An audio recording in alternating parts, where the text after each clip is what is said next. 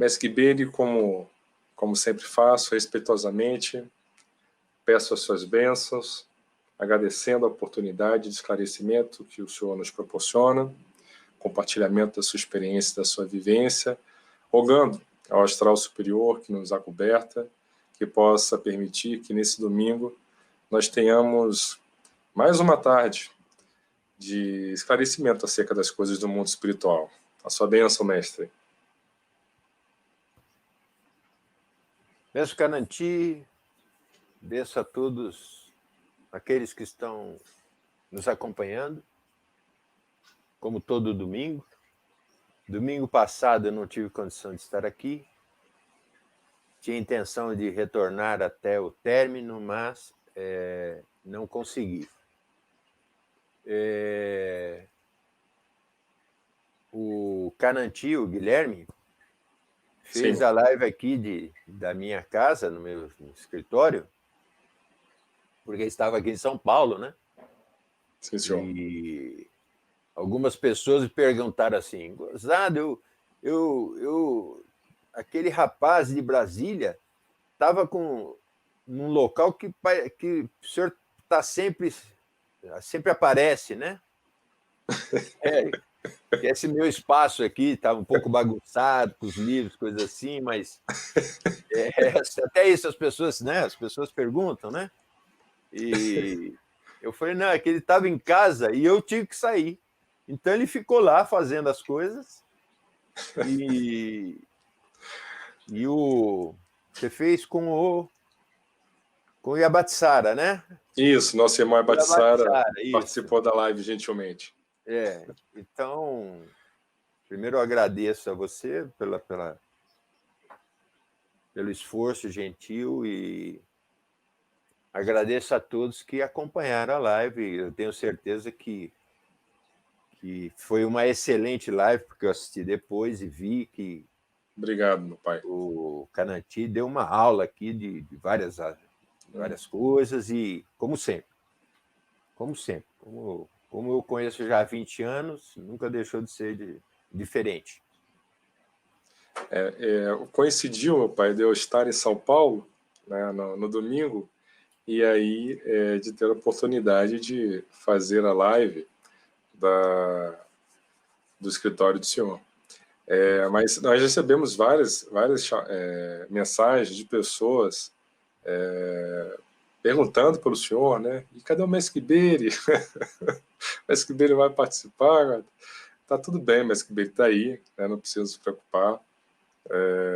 Foi somente aquele domingo e retomamos normalmente, né? Vamos dar continuidade a esse nosso bate-papo dominical, né? Já tradicional, acerca dos fundamentos da Umbanda iniciática. Né? Na live passada, mestre, tivemos a oportunidade de conversar acerca do chamado triângulo místico das formas de apresentação dos seres que militam na sagrada corrente astral de Umbanda.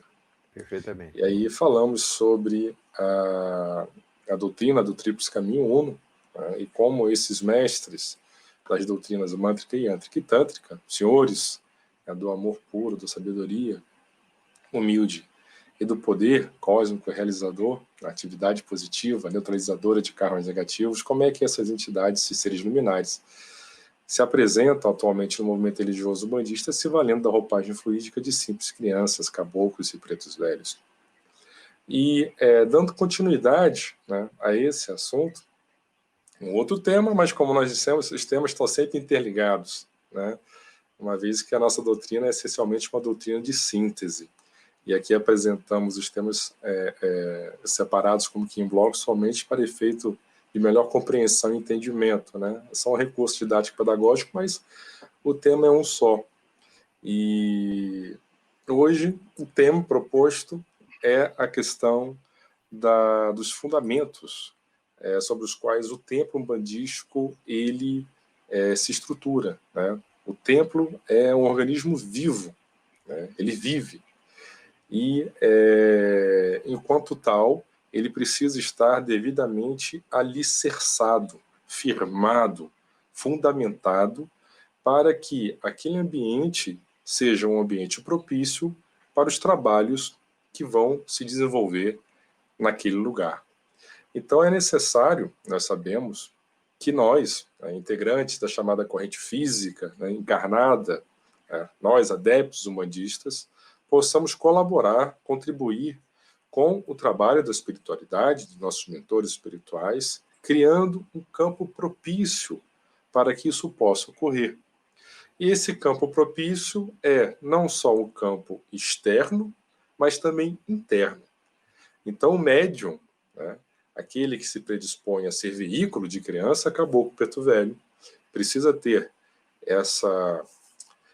esse compromisso, essa responsabilidade, essa seriedade para com o trabalho do mundo espiritual e procurar ter uma conduta adequada, no campo dos pensamentos, sentimentos e ações, no nível interno. E externamente, estabelecer fundamentos que possam permitir que um trabalho muito específico, muito peculiar, que é o trabalho realizado por essas entidades na Umbanda, possa ser realizado. E eu friso isso, mestre, porque nós temos muitos irmãos que não são das Umbandas, do núcleo das Umbandas, são de outros núcleos, até mesmo não pertencem às religiões afro-brasileiras, temos irmãos espíritas, kardecistas, e de outras correntes mais que também nos assistem, nos acompanham, e a todos eles o nosso respeito irrestrito. E aqui e acolá fazem a pergunta, mas por que na Umbanda eu encontro tal elemento, tal coisa? Por que tem a chamada casa de força, que comumente o pessoal conhece como tronqueira, a casinhola de Exu, tem a casa das almas, aí tem o congá, o peji, o santuário, enfim, tem uma série de outros elementos que muitas vezes nós não encontramos em outros locais, como por exemplo, no espiritismo, nos centros espíritas, não tem a presença desses elementos.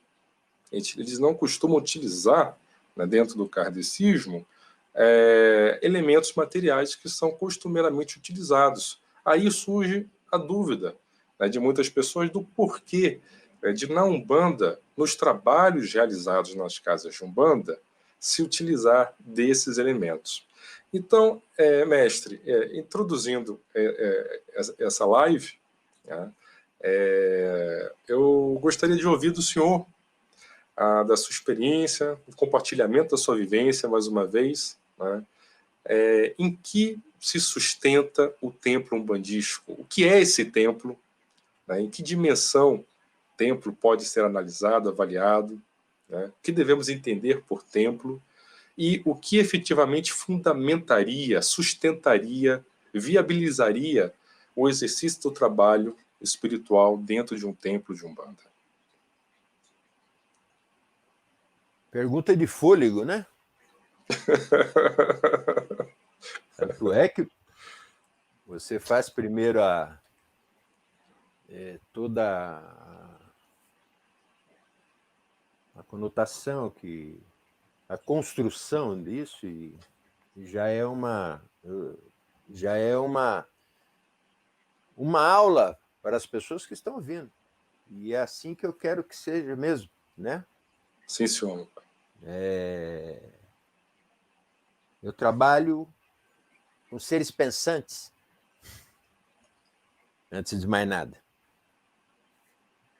Primeira coisa que, além de seres pensantes, discutem suas ideias, argumentam, e desta maneira nós vamos criando seres melhores, tal qual o Cananti, né? com as suas explicações e coisas assim. Obrigado. Quando você começou falando sobre aquilo que você tinha falado do ternário, né? Sim, senhor. Sim. Curiosamente, quando você pensa em um templo, especificamente, a gente pensa, obviamente, em templos terreiros, porque templo dá uma conotação, a própria palavra já dá uma conotação já de grandeza, né? De algo... O termo, sim. O termo já fala... Quando fala terreiro, são choças, cabanas, né? Sim. E todos são, na verdade, templos, porque são templos ao espírito. Isso é independente de tamanho, independente de que vertente for, são templos ao espírito. Mas quando a gente pensa num templo, no primeiro momento, eu pensei comigo, o templo para ser construído, me lembrei de um texto que eu pus no meu blog há muito tempo atrás, que todo templo era construído, segundo Saint Yves da Alveidre. Depois você coloca a sua, como é falado, da Alveidre, do jeito que você sabe aí, né? O importa é que todos entendam. E ele sempre falou que o templo era uma convergência entre a geometria e a música. E essa geometria e música existia a construção era feita por meio de um número das proporções geradas. E dentro desse aspecto, quando você falou do triângulo das formas, da mesma maneira, ele falava dessa maneira, da maneira dele, sobre o número, a geometria e a música. Sim. O número está relacionado à aritmética. A geometria, a própria geometria, e a música, a própria música, nos aspectos da harmonia. Sim.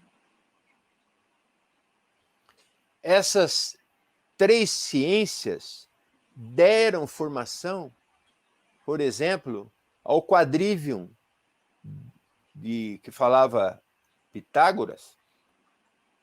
E esse quadrivium, apesar de ser 4, quadrivium, ele só era quadrivium porque era constituído de número, espaço, tempo, e no quarto momento entrava a astrologia ligada com o próprio tempo.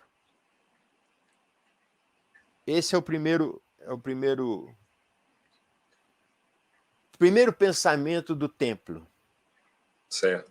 Que as suas proporções deveriam obedecer rigorosamente uma métrica tal que qualquer coisa que fosse fazer nele, templo, deveria ter uma conotação, uma correspondência com as coisas do sagrado. Sim.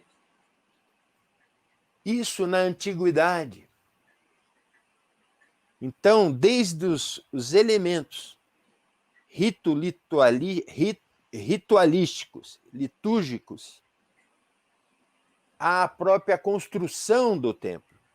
Desde Sim. Uma taça, deveria obedecer uma métrica, uma medida, à própria construção total daquela igreja, vamos dizer assim, ou templo.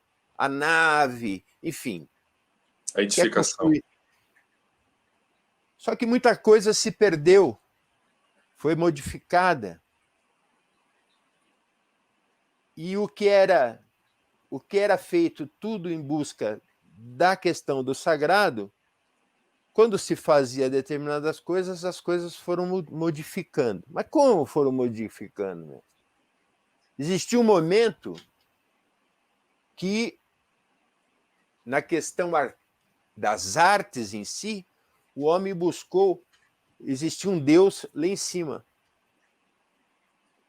Tanto é verdade que a maioria das imagens, por exemplo, que você vai ver nas igrejas antigas. Eu não sou visitante de igrejas antigas, o Guilherme já é um conhecedor dessas coisas. Ele vai para a Europa e vai visitar igrejas e vai. Mas eu entendo o conhecimento nunca é demais. Obrigado. Conhecimento nunca é demais. Então, ao olhar aquelas igrejas, ele vê imagens sempre com o olhar direcionado para o alto. Sim. Ou seja, e lógico que eu vou diminuir os espaços de tempo, senão não vou ficar aqui conversando até semana que vem, né?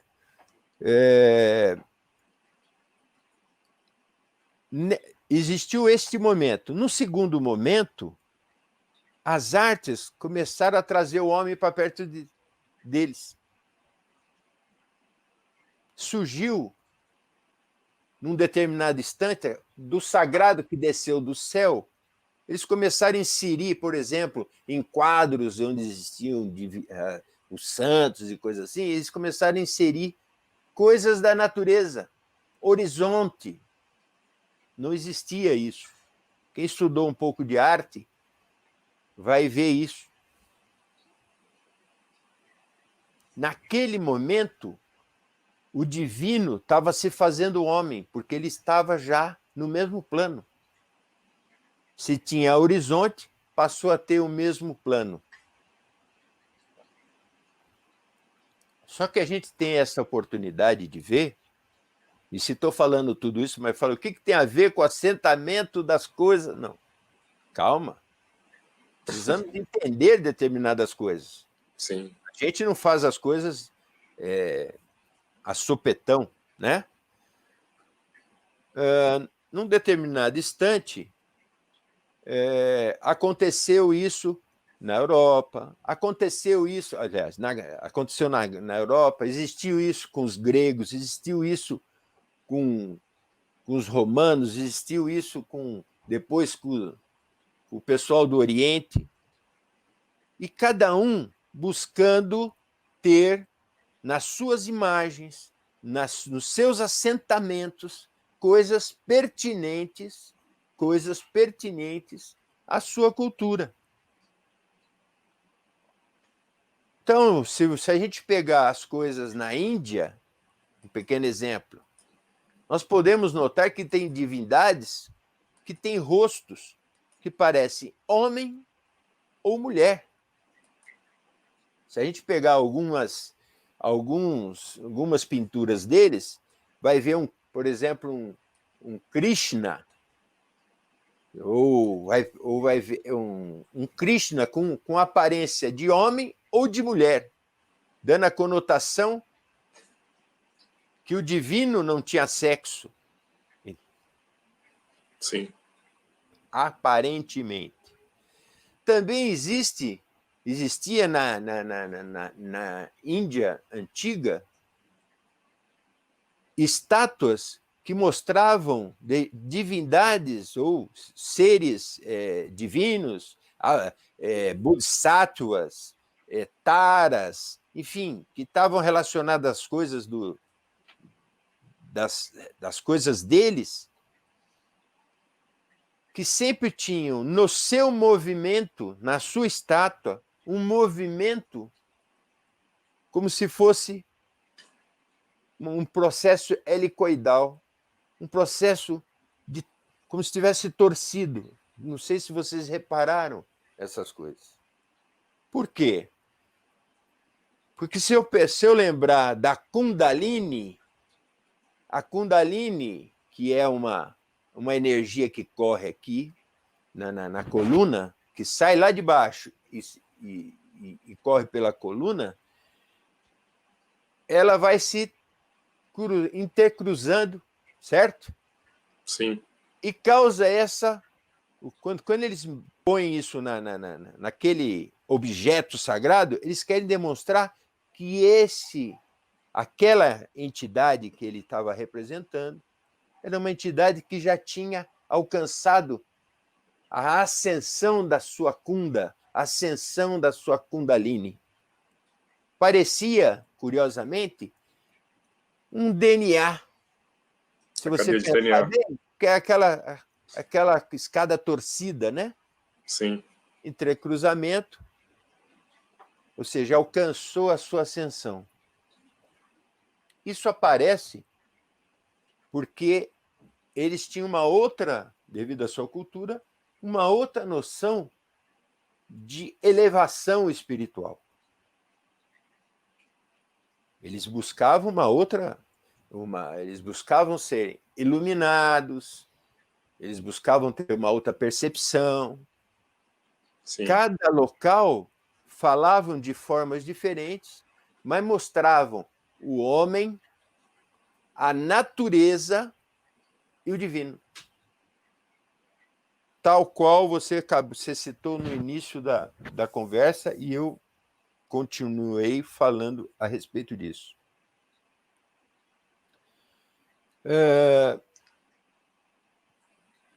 Nós vimos isso, como eu falei, nas coisas de Saint-Yves, e ele demonstra isso desde da sua arte, desde os aspectos filosóficos, desde os aspectos religiosos, e é através da sua ciência. Por quê? Porque ele fala do número, do cor, do som e da forma. Então ele abrange vários aspectos. Ah, mas eu vou ficar falando de Saint-Yves Alvide? Não, estou falando de alguém que está mais próximo das coisas sim. que nós estamos pensando. Mas mestre, perguntaria você, Cananti, para mim, nós não temos condição de construir uma igreja, porque todo umbandista tem as suas dificuldades. Normalmente são terreiros mais simples, são casas,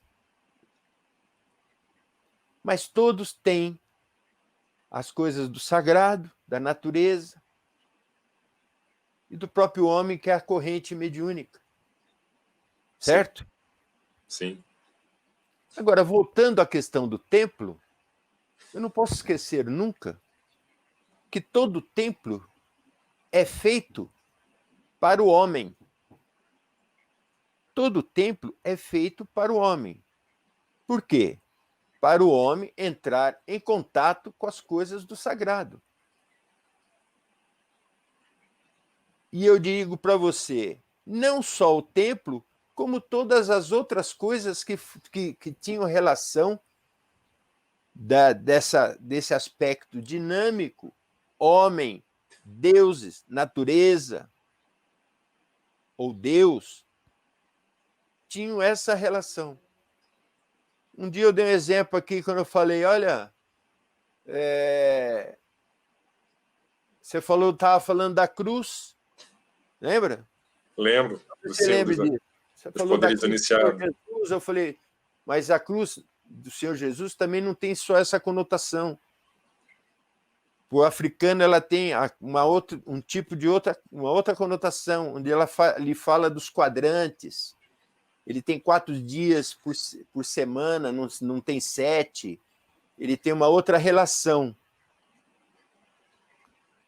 Essa mesma relação ele faz, por exemplo, no seu oráculo. No oráculo que ele fala do Ifá, por exemplo, no tabuleiro, ele estabelece os 4 quadrantes. E nesses 4 quadrantes, existe um homem deitado. Cada local desse tabuleiro possui cabeça, braços, pernas. Para você ter uma ideia, nas coisas da caída, aonde ficam determinadas coisas? Isso estou falando das coisas do Ifá. Se você pegar mesmo colocando apenas os sinais, o traço, só colocando o traço, falando, os Odus têm um determinado local no próprio tabuleiro. Eu sei que na cabeça está o B. O B. Ponto. Ponto. Ah, se eu fosse fazer o jogo com o Cauri, aí já teria uma outra conotação. Começa com quem? No Merim de Logum. Vai começar com Ocan. Diferente de OB, ou OB. Mas eu não quero adentrar isso, que não é essa a função nossa. Agora, não vou falar sobre isso. Estou falando dos aspectos homem, materiais, homem, Sim. santuário ou templo. No Sim. templo, nós vamos ter também a mesma situação, porque eu vou ter lá cabeça, que está lá no Congá. Está lá na mesa do santuário, obviamente tem que ser a cabeça. Sim.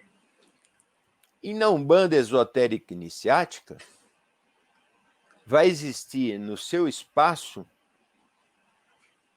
o espaço dos braços, o espaço do coração, o espaço onde faz, que eu vou falar estômago, mas é o espaço onde faz a transição das energias, e o espaço das pernas ou dos pés, que estão lá nas casas de força de Exu.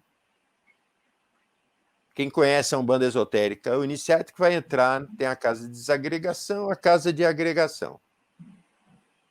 E outras culturas utilizaram outros nomes. Tem um espaço onde tem as entidades iradas e entidades pacíficas. O budismo. Não é verdade? Sim.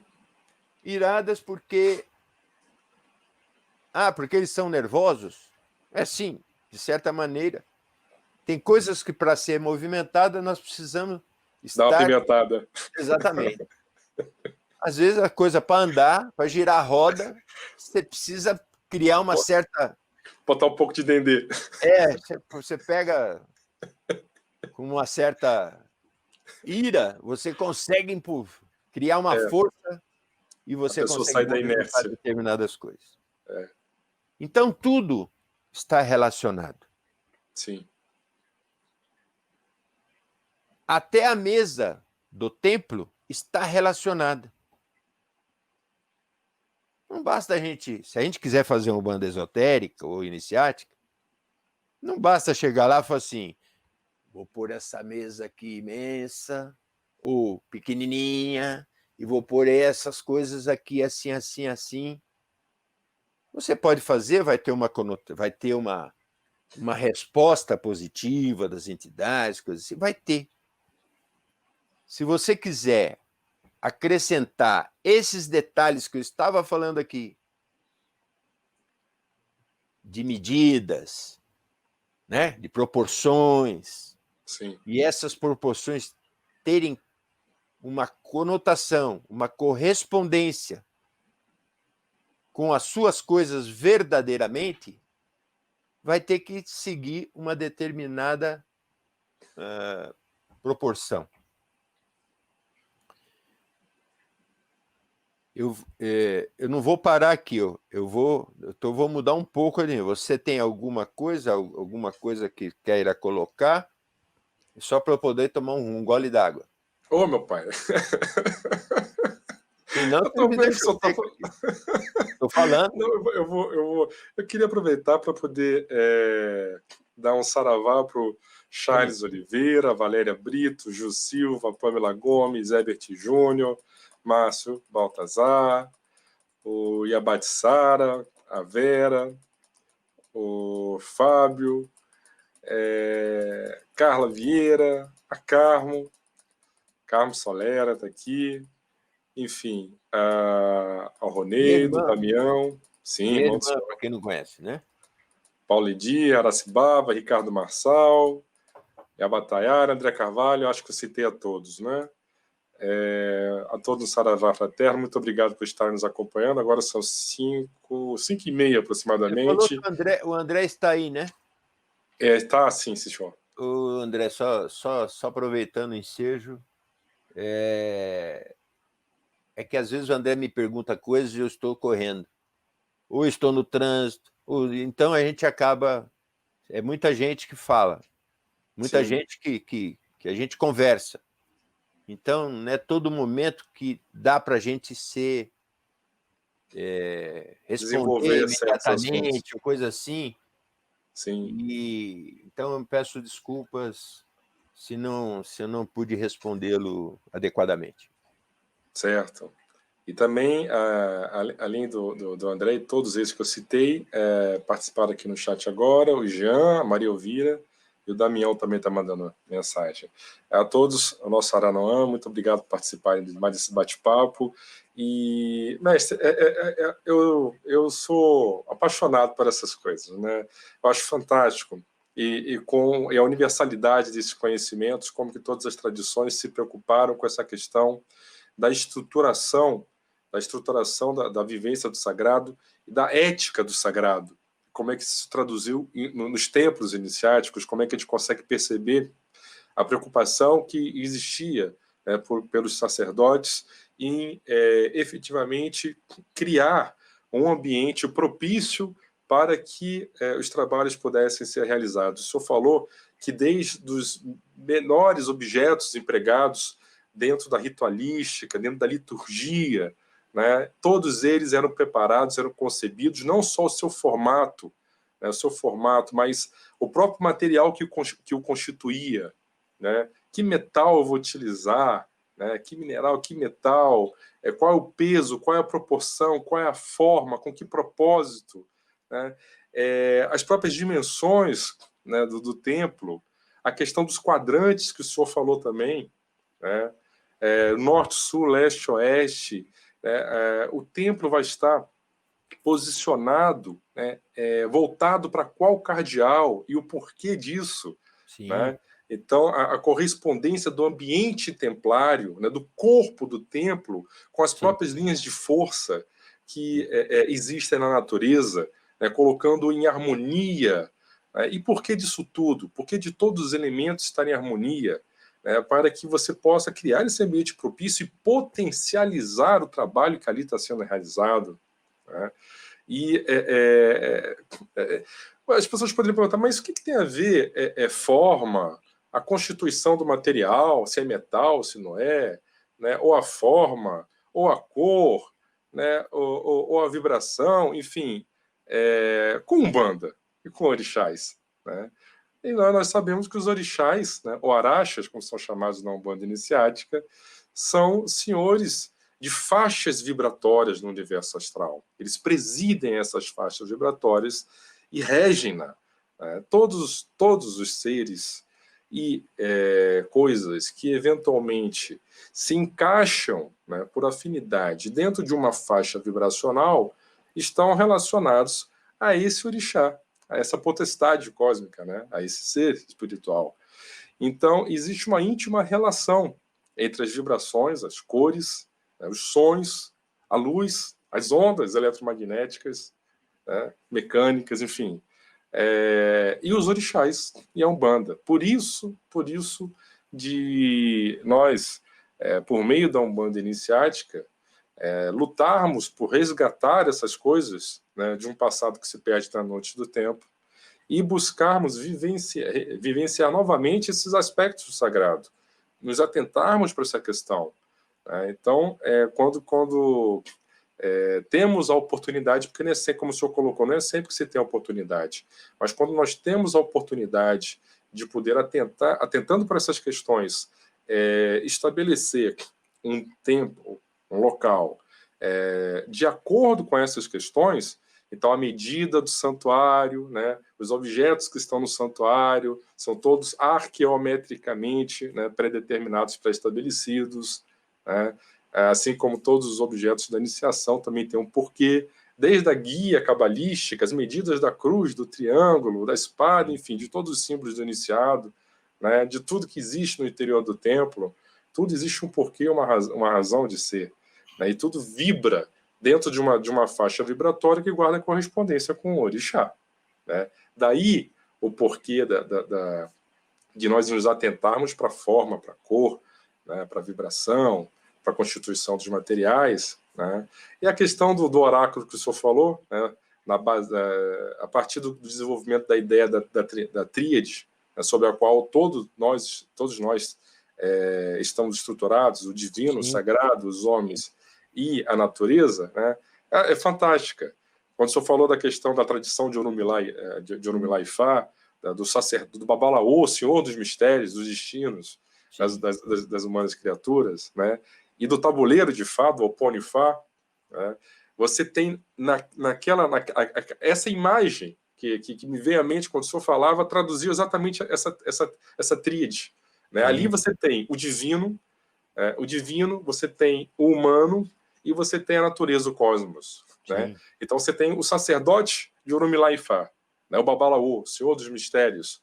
Ele é o homem, é o lado humano. Você tem o lado divino, o próprio Ifá, né?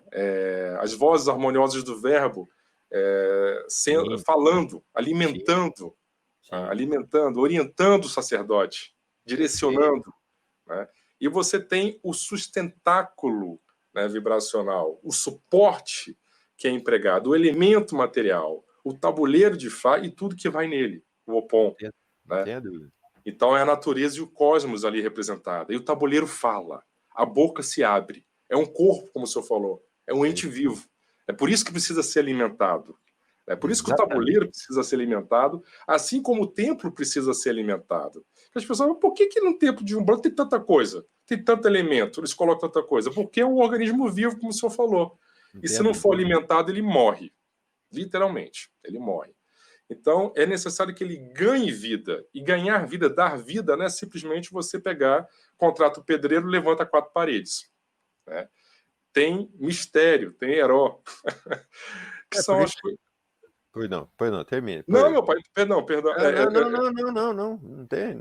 Só perdão, que acaba me empolgando. Não, eu sei, mas esse assunto nos empolga há tantos anos, né? Eu sou testemunha que em 1998 eu vi o senhor dar vida a um local. Um corpo que estava morto e que renasceu pelas suas mãos. Sim. Exatamente por isso. Não, porque eram explica, só... né? Explica, senão vão achar que eu estava ressuscitando mortos. Não, de repente vai falar, estava fazendo milagres. Não, não é isso. Mas foi um verdadeiro milagre que o senhor operou, sim. Porque... Mas uma situação astralmente, né, completamente deletéria, né, uma situação de desgaste, uma situação de desequilíbrio que o senhor encontrou, um ambiente desestruturado, e o senhor deu vida àquilo que estava morto. Né? O senhor conseguiu restabelecer, é disso que nós estamos falando nessa live, de dar o alimento, a sustentação energética, vibratória, para que aquilo que estava morto pudesse ganhar vida. Eu queria que o senhor falasse sobre isso, compartilhasse. Bom, especificamente sobre isso. Senão fica uma coisa particularizada. Ele fala disso do terreiro lá de Brasília, né? Sim, senhor. Quando chegamos lá, era de uma forma, e nós fizemos com as devidas, como eu explicava aqui, passou a ter cabeça, coração, braços, pernas. Eu falei aqui do estômago, mas é um modo de expressão. Sim. O estômago é aquele que faz, como no corpo humano, mantém, através do metabolismo, da troca, ele distribui determinadas coisas, determinadas forças.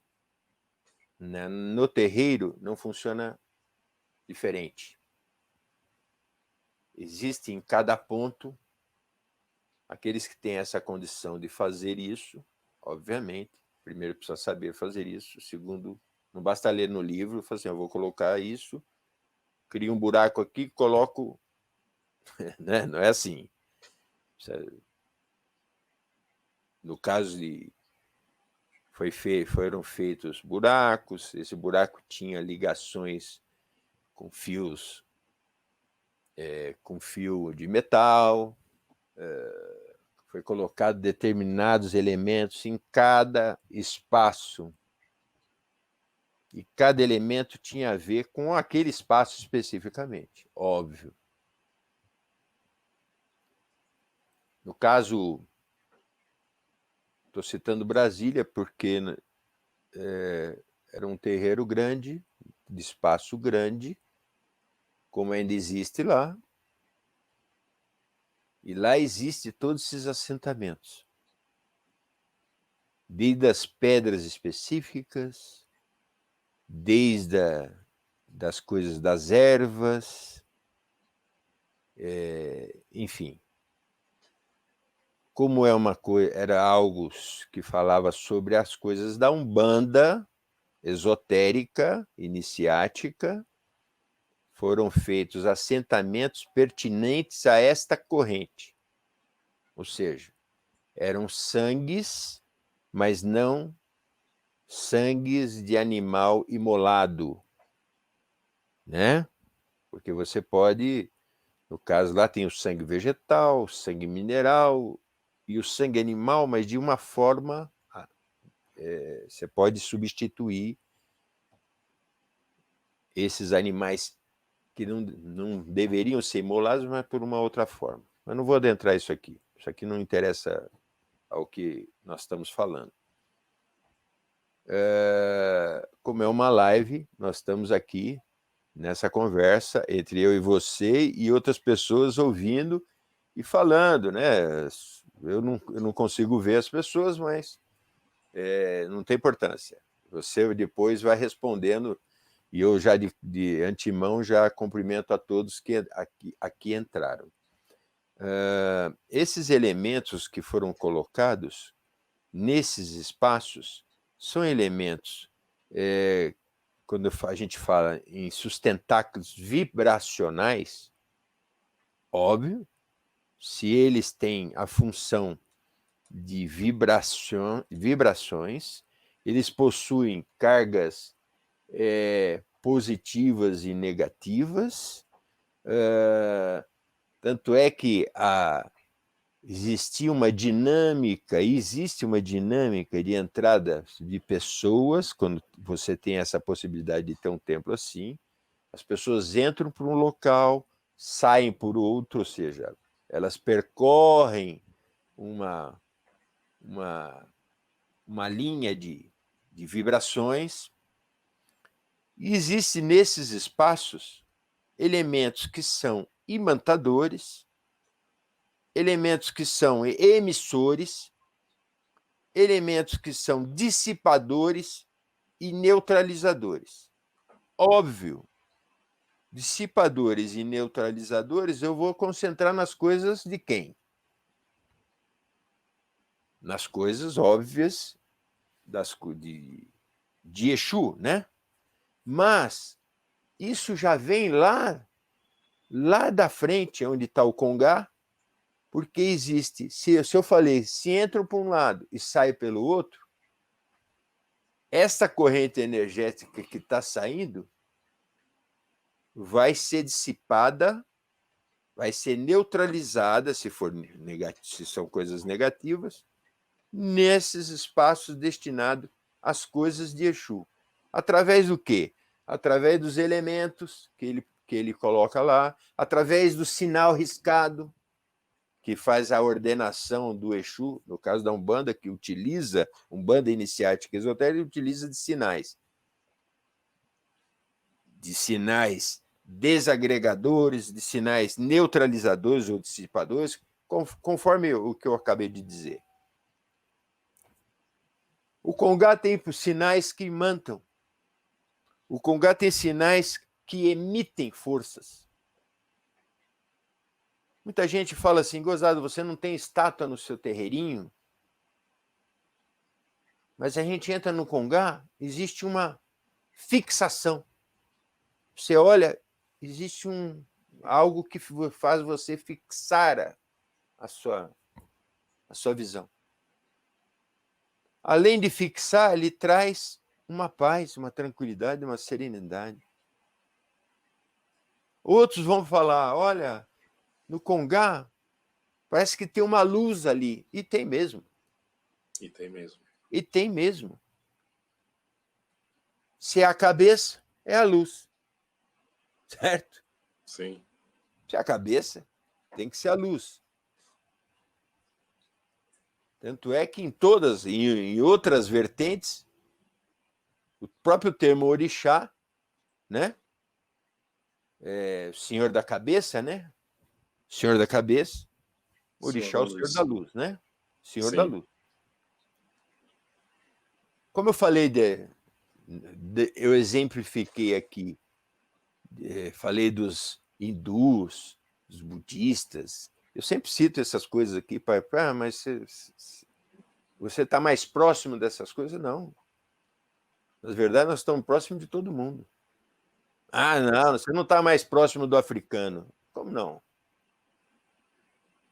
Muita gente pode achar até que é um. Não.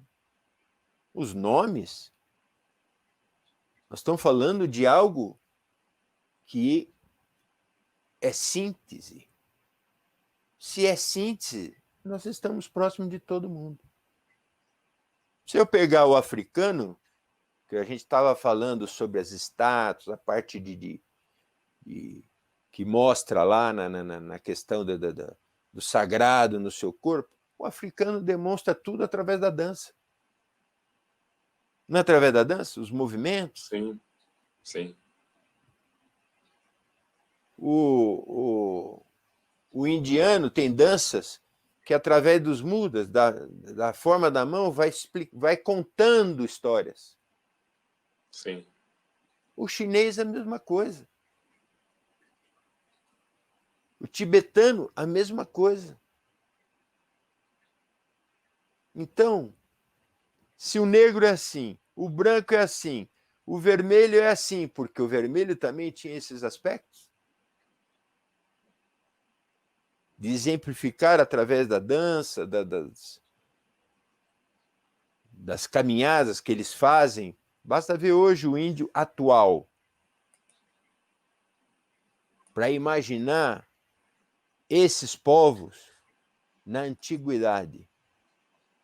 Eu falo na antiguidade mesmo. Coisas que nós vamos ver, agora fazendo um pouco de merchandising, no curso de magia. Né, Caranti? Sim, meu pai. Vamos ter a Nesse oportunidade. cruzamento você vai entender nesses povos as coisas do som, do movimento, da luz, Sim. da magia em si. Sim. Não é verdade? Como é que ela se fez presente nessas mais variadas tradições? Exatamente. E ela se fez presente, e isso que eu estou falando aqui faz parte de todo esse processo. Sim. Óbvio. É óbvio. Esse aspecto da dança ritualística, do movimento sagrado, tudo isso faz parte do A processo relação, magístico. essa relação em todos os povos, por exemplo, do corpo que eu estava citando aqui, do negro que vai pedir a mão da noiva. Não é bem assim, é óbvio, a cultura deles é diferente, mas ele dança para isso. Ele mostra através do corpo a sua intenção. E é assim em outras culturas. O indiano, a mulher dança para o marido. Cada um tem uma forma de expressar o sagrado. Sim. Ah, mas por que você está falando de dança e de corpo? Porque o templo é o corpo, minha gente. Eu falava de um templo físico, mas eu estou falando também do templo corpo, que o sagrado está aqui, a Em nós. natureza está aqui, o homem está aqui. Não é verdade? O E, corpo enquanto o templo do espírito. Sim. e, é, e, é, É lógico, é o veículo do espírito. Sim. E se nós falávamos do divino, do homem, da natureza, enquanto templo físico, nós somos um templo ambulante. Nós vamos É para verdade. lá e vamos para cá. Por isso que quando fala conduta moral, coisas, né? Tem essas coisas, Sim, sim. tem a ver com esses aspectos. Conduta moral não quer dizer você ser, não, eu preciso ser celibatário, eu preciso. Não, não, não. Não é nada disso que eu estou falando. Eu estou falando de posturas mentais que lhe adequem moralmente a um aspecto ético que existe nas coisas da Umbanda iniciática e da Umbanda esotérica. Estou falando de ética e de moral, estou falando de algo que tem a ver com ethos e outro aspecto com mores. Já mudei? Já mudei um pouquinho a coisa, mas tudo isso tem a ver com Templo. o templo físico e Sim. o templo ambulante. O templo ambulante. Preciso tomar água, Guilherme. Fale um pouquinho. Tá bom, meu pai. Aproveita que eu falo só um pouquinho. Senão eu me empolgo. Mas nós falávamos desde o começo sobre a importância dentro da nossa escola, como nós destacamos, o papel do templo interno, né, do corpo, enquanto morada do espírito, né, de se buscar estar em harmonia para que seja propiciado o trabalho a ser desenvolvido por essas entidades. E o senhor, em lives anteriores, inclusive, falou sobre determinados ritos preparatórios, propiciatórios para o desenvolvimento mediúnico, né? Para que os chakras possam estar alinhados, harmônicos e que o fluxo energético vibratório possa se dar por meio desses canais, desses centros vibratórios, desses núcleos de força, viabilizando assim o contato mediúnico positivo, verdadeiro, e a manifestação do sagrado, né, do divino. Porque o divino, o sagrado, ele vem até nós, especificamente na Umbanda, por meio dos espíritos ancestrais. Esses espíritos milenares que se travestem como crianças, caboclos e pretos velhos e se fazem presente, né, trazendo as bênçãos de luz, de esclarecimento, de orientação, que nós sintetizamos na tríade: o amor puro, a sabedoria humilde e a ação efetiva, positiva, neutralizadora de vivências negativas, de um karma negativo. Né? A tríade, criança, caboclos, preto velhos, ou o mantra, yantra e tantra, né? O início, o meio e o fim de todas as coisas. Sim. Então é um processo universal. E a importância que o senhor destacou, né? Tem que fazer, porque da importância da queima, da defumação, dos banhos de essências, dos banhos de ervas, da presença desses elementos, né? Como o senhor falou, o templo é um ente vivo, precisa ser alimentado, tem que trocar o axé, né? Nós temos elementos nos 3 reinos, né? Mineral, vegetal e animal, né? Dos chamados 3 sangues, né? Vermelho, preto e branco, e aí quais elementos escolher, qual a quantidade, qual a proporção, aonde que eles são colocados, em qual dia, qual horário, em qual lua, né? Quem tem a outorga para fazê-lo, né? Quem recebeu essa capacitação, e a presença do mentor astral, né? Ligando essas coisas, né? da Terra no céu na Terra, né? Então, todos esses aspectos são aspectos da iniciação, né, que nós estamos só pincelando aqui, né, algo bem superficial, que é claro, não podemos abrir aspectos que são próprios da iniciação. Né? Eles são fundamentais para que um templo umbandista que desenvolve trabalho especificamente por dentro da chamada escola esotérica, escola iniciática, possa bem desenvolver as suas atividades, né? Então, quando se fala em sustentáculos vibracionais de um templo umbandista, é necessário pensar na tríade, né, no divino, né, na presença verdadeira do astral, né, um astral que verdadeiramente se faz presente. Né, as entidades que militam na Sagrada Corrente Astral de Umbanda efetivamente terem compromisso com os veículos que ali se fazem presente, e terem campo propício para poder atuar. Aí entra o suporte vibratório energético, né?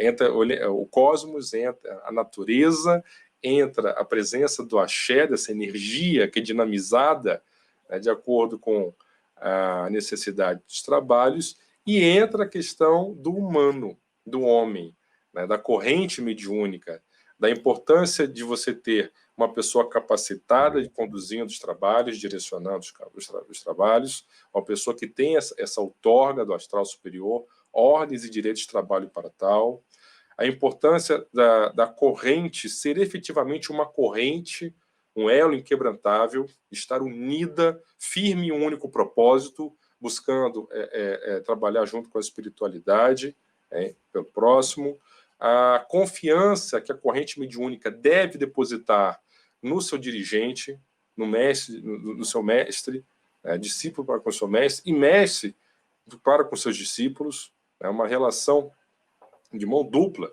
de respeito, de confiança e de busca da vivência do sagrado da melhor forma possível. Então, são vários aspectos, né, que dão força, que dão alento e que sustentam o templo, na verdade. O templo é muito mais do que argamassa e cimento. Deixa eu colocar aproveitando aí o ensejo. Eu estive fazendo uma live, fui convidado a uma live. Sim. E foi uma casa espírita que deve ter algumas pessoas que estão aí, como eu não consigo ver quem está presente na lista, eu não sei se, às vezes eles estão ouvindo a gente aqui, que é de uma casa espírita, kardecista, né? Chama-se Zilda Gama, uma casa grande, tudo. Eu já tive fazendo uma palestra lá e nós trocamos através de conversa, coisa assim. Tem situações espirituais que aparecem para eles, no caso, e que seria melhor ser tratada com as coisas da Umbanda. Então, eles nos mandam algumas coisas, pessoas, não coisas, pessoas que carecem de um encaminhamento nas coisas da Umbanda. E, através disso, nós acabamos nos tornando, segundo eles, conforme eles falaram, casas irmãs, vamos dizer assim, vai. E assim temos a oportunidade de conversar. E numa dessas oportunidades, houve uma live que eles nos chamaram para falar sobre elementares e elementais. Como você estava falando aqui, nós estamos discutindo sobre o divino, o homem e a natureza, nada mais oportuno que eu lembrar disso também. Por quê? Porque nessa própria live dizia que existem elementos da natureza que vão, ou que existem desde do centro lá da Terra, lá no NIF, e vão percorrendo as camadas até a própria natureza em si, até a atmosfera, vamos dizer. Da superfície até...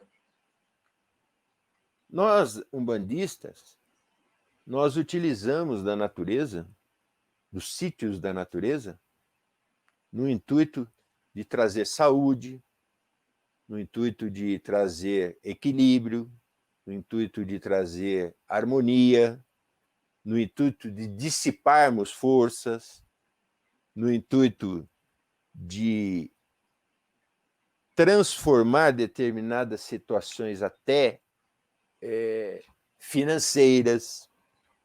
A gente utiliza determinados campos da natureza e assim o fazemos. E exemplifico aqui uma coisa, por exemplo, uma pessoa que estava adoentada e existia nela, no seu corpo físico, um desarranjo celular. Eu não estou falando que tudo é cura, você começa a cura das coisas, o processo de cura pode começar, iniciar através dessas coisas. Não estou aqui renegando remédios, tratamentos médicos, nada disso. Primeiro que eu tenho uma esposa que é médica, então, obviamente. E lembrando de uma situação de um ser que em desarranjo celular, quando eu falo de desarranjo celular, eu falo aquelas células como se elas se rebelassem de um determinado órgão e fossem para outro órgão. Sim. E que a gente chama de câncer, muitas vezes. Sim. Começa... Então, num determinado instante, foi nos orientado que levasse a pessoa até uma pedreira,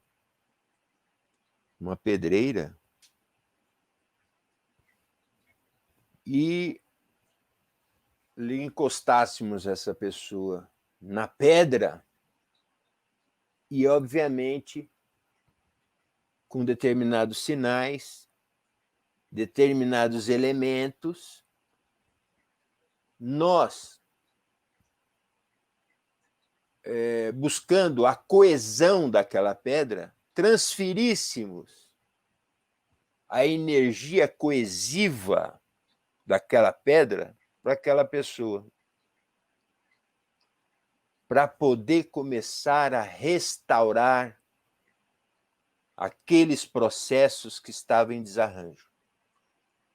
Estou falando para começar a restaurar. É lógico, quando você utiliza desses elementos da natureza, o que você faz? Além os sinais, os elementos que você está deixando ali, não aquelas... Nada de sujar a natureza, hein? Elementos que não vão sujar a natureza. Determinados elementos que vão atrair aqueles elementares, aqueles seres que dão sustentação àquela natureza e que estão num processo ainda,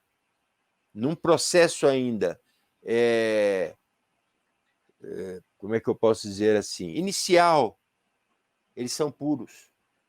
Então você encosta, vamos, grosseiramente, você encosta determinados seres no aura da pessoa e aquele ser começa, por vibrações, emitir aquelas energias puras, coesivas, que foi pegas naquela pedra, por exemplo. Aquilo vai, por emissão daquelas coisas, começa a emitir saúde pura. Porque a natureza, nós somos aqui, ó, nós temos os elementos da natureza conosco, não temos? Sim, sim. Nós temos aqui, ó, no esqueleto, nós temos a terra, não temos? Temos na parte de temperatura, na parte neurológica, nós temos o fogo, por exemplo. Nós temos na parte de sangue, de linfa, nós temos a água. Circulatória linfática. Na parte de pulmonar, através da troca gasosa, nós temos o ar, o oxigênio que nós precisamos disso. Em suma, nós temos 4 elementos que existem Em síntese. No nosso corpo. Sim. E se existe no nosso corpo, eu posso, através de... Lógico, eu posso desde que eu saiba, né? Fixar esses elementos, por isso que eu falei de elementos fixadores, elementos imantadores. Sim. No Congá tem isso, lá no templo tem isso, não é verdade? Sim. Tanto é que, às vezes, a gente desloca a natureza para o terreiro, não desloca? Ah, lá eu tenho uma pedra da cachoeira.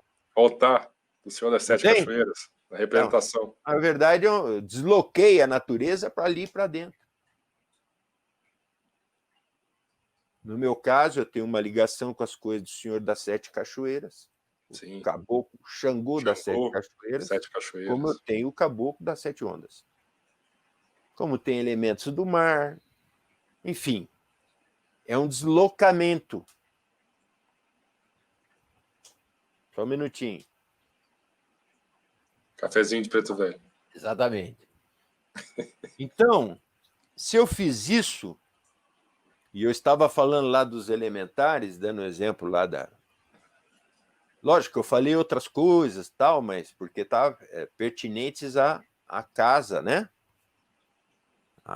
No caso, E a irmã do senhor, a Carmo, também está falando aqui, ó. E os nossos irmãos do Centro Espíritas e da Gama, tá?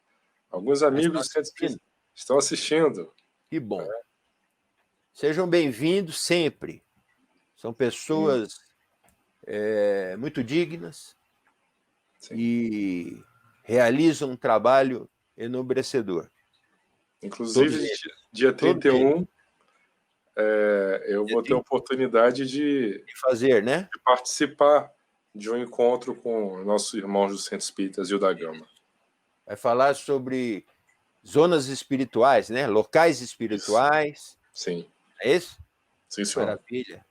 Ou seja, nós estamos tendo a oportunidade de trocar conhecimento, sim, gerar conhecimento. Lógico que coisas iniciáticas são coisas iniciáticas. Nós estamos falando aqui de algumas coisas. Não estamos falando, olha, tem que ser feito desta maneira, né? Mas não no intuito de falar assim, eu tenho que esconder todas as informações. Não. Eu tenho que ter um respeito em relação a essas informações. Porque o homem tem uma facilidade em depauperar, por exemplo, a natureza, destruir a natureza. Então, em obediência ao mundo espiritual, nós simplesmente guardamos determinadas coisas e fazemos na necessidade daqueles que aparecem.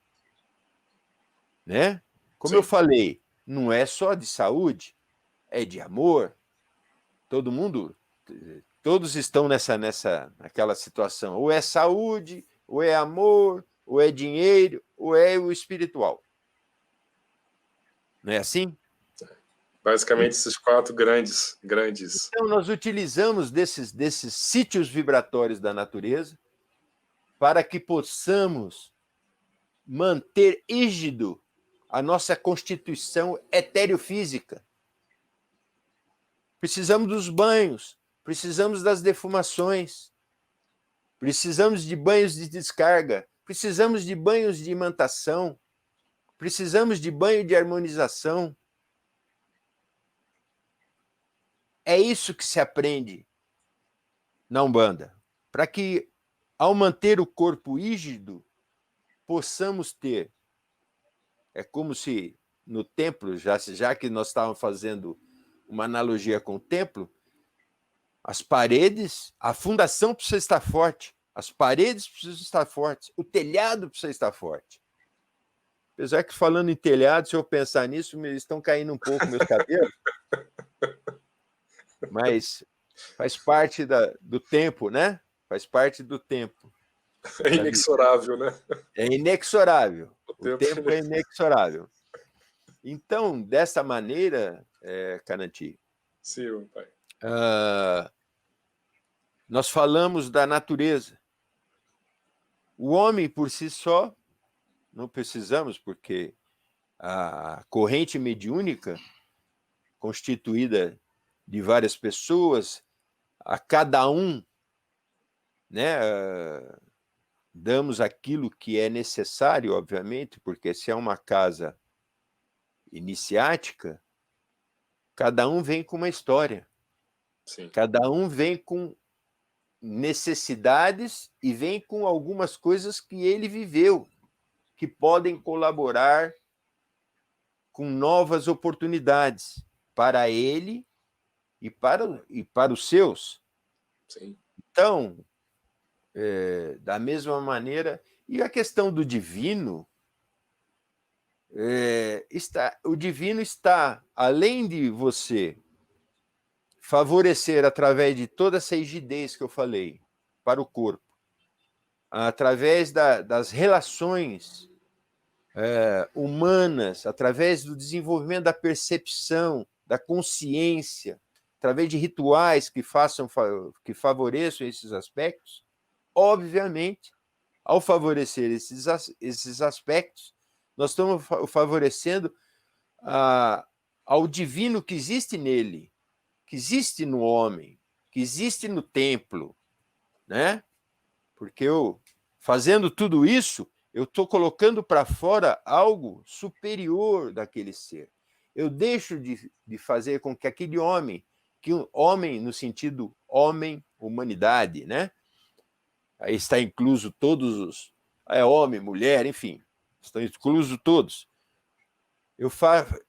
Naquele momento, se favorece que aquele ser, ao colocar para fora aquelas coisas, ao estar equilibrado em relação a todas aquelas coisas, favoreça os seus. Quais são os seus? O outro. Se eu melhorar a mim, passo a melhorar o outro.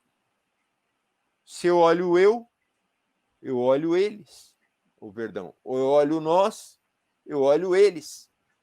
É um processo. Sim. Meu pai sempre falava essas coisas. É um processo de desenvolver aquele olhar. Você lembra que a gente falava do olhar para dentro? Sim, Depois das eu fases da olho iniciação para fora, para o próximo. eu me reparo no outro, né? Sim. O famoso me vi te vendo, né? Você E se vê no depois outro. você olha o todo, o nosso, cosmos. o Sim. nosso, o conjunto de coisas. Você reparou na parte, conheceu a parte, e quem conheceu a parte começa a ver o todo. É isso a importância da questão do reconhecimento do templo em si. Eu tenho textos que eu escrevo. O templo fala ao discípulo, não é? Sim, você já publicou artigo na nossa revista. Isso, eu escrevi vários textos da minha vivência, que eu chamei O Templo Fala ao Discípulo. Porque Sim. o templo fala. E como fala? Primeiramente, você ouve. Depois que você aprendeu, exercitou, passou a ser, aquele tempo começa a falar para os outros. Esse templo aqui, ó. Vamos lá, Guilherme? Você quer colocar alguma coisa? Não, meu pai. Nós já estamos com 1h15, né? Nós já estamos com 1h15 e como nós havíamos combinado, para evitar que as nossas lives sejam muito extensas e muito cansativas, que a gente estava passando das 2 horas, né? Nós havíamos proposto uma redução, né, do tempo e aí dar uma enxugada, né? É que eu começo a falar, não paro mais também, né? Mas não Não, sou só eu, né? eu também Não me sou só empolgo. eu, né? Eu também, é verdade, minha culpa, minha máxima culpa. Sim. Eu me empolgo realmente, porque é tão bom, tão gostoso falar dessas questões, né? E veja como um assunto que no primeiro momento parecia um assunto tão Então, é pequeno e simples. Mas o templo só fala do terreiro, né? Das 4 paredes, né? Na verdade, o templo ele pode, como o senhor colocou, ser visto, analisado, abordado, concebido sob vários aspectos, né? Os veículos de expressão do espírito, nos corpos, como templo, como tabernáculo do espírito, né? O planeta como templo da humanidade, né? O universo, né? Como templo de todos aqueles que penetraram na matéria, né? Todas as consciências espirituais que emergiram nos abismos oceanos da matéria que eu costumo me referir. Então, na verdade, o templo ele vai muito além, né? Os nossos sítios sagrados, vibratórios da natureza, a cachoeira, a mata, a pedreira, né? Esses locais que ainda não foram profanados pelo homem, eles são templos para nós, né? E a eles buscamos sempre que precisamos estabelecer as forças, a rigidez, né, dos veículos de expressão do nosso espírito. E aí o senhor falou sobre certos aspectos da magia prática, que inclusive vão ser abordados no curso, né, de magia que em breve será disponibilizado, que guardam relação com as próprias forças constitutivas desse universo, né, que estão representadas pela força do ar, do fogo, da água e da terra, que nada mais são do que os elementos ou processos expansivos, radiantes, fluentes e coesivos que estruturaram todo o cosmos. Né? E Umbanda é isso. Umbanda é magia e Umbanda é alegria. Né? Alegria, felicidade, gratidão de estar aqui falando com o senhor e sendo orientado acerca dessas questões do sagrado, do divino, compartilhar isso tudo com todas as pessoas que estão aqui nos acompanhando, né? Chegando depois, participaram do chat, a Isadora, o Marcelo também, Marcelo Rocha, o Ebert também está aqui participando com a gente, o doutor Antônio também está aqui, a Carmen, que eu já Antônio? citei, o Neido. Antônio do quê? Doutor Antônio Cruzeira. O Antônio Cruzeira. Antônio Cruzeira. Seja bem-vindo, Antônio. E muitos outros, né? Que estão nos É um irmão de assistindo. coração. Sim. É um irmão de coração. Que estão nos assistindo e que eventualmente não participaram do chat, né? Porque eu só vejo quem manda mensagem no chat. Quem não fala no chat eu não consigo ver. Mas a todos nosso sempre sincero saravá e agradecimento por participarem conosco desse bate-papo.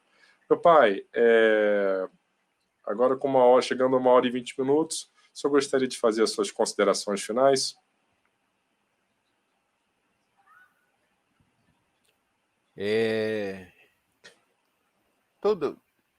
Parece que toda vez que a gente tem uma live, a gente não consegue parar de falar, porque o assunto é algo que, pelo menos para nós, né, que está aqui falando, é algo que é um momento de vida. Momento, eu não tenho outra expressão que não fala assim, é um momento de vida. Por que de vida? Porque nós temos uma dificuldade, muitas vezes, durante o nosso dia a dia, com as pessoas que convivemos, sejam familiares, sejam de trabalho, enfim. Nós temos pouquíssimo tempo para falar de coisas profícuas, de coisas do mundo espiritual, de coisas do sagrado. E a maioria das vezes são assuntos, como eu falei aqui, ordinários. Ordinários porque são pequenos, né? Não são coisas de seres que buscam uma elevação, uma melhoria. Então, normalmente, a gente depara no dia a dia com conversa sempre que fala do umbigo. Eu vou usar essa expressão. A gente ouve pessoas falando sempre de si, mas no sentido mais simplório, mais E esquecemos que quando falamos do templo, fizemos essa analogia com o templo, dessas melhorias que a gente quer, né? As melhorias interiores, as melhorias de relacionamento, as melhorias em relação ao ser humano, que todos somos seres humanos iguais, e não temos, e insistimos em fazer julgamentos, assim, eu sou mais, né? Eu sou mais que isso, eu sou aquilo. Nós só somos seres humanos, todos.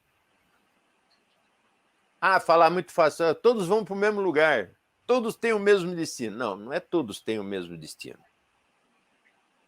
Os que têm melhor destino são aqueles que buscam a melhoria, a melhor percepção, a melhor consciência.